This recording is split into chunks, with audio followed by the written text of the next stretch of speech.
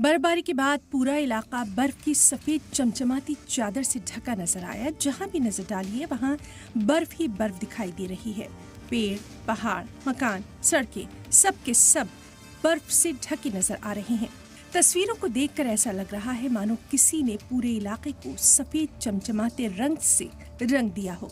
बताया गया कि कश्मीर के सोनमर्ग में 4 से 5 इंच तक बर्फबारी हुई।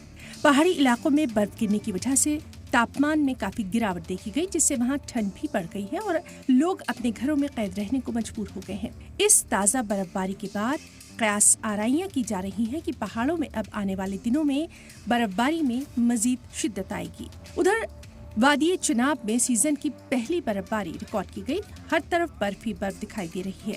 चिनाब में बर्फबारी के साथ साथ बारिश भी हुई, जिसकी वजह से दर्जा हरारत में काफी गिरावट देखी जा रही है। बर्फबारी को देखते हुए किश्तवाड़ अनंतनाग NHW 244 को ट्रैफिक की आमदरफ्त के लिए बंद कर दिया गया है।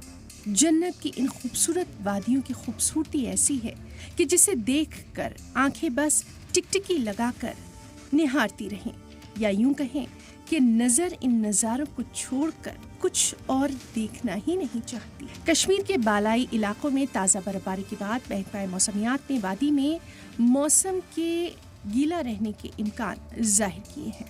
ब्यूरो रिपोर्ट, सलाम TV।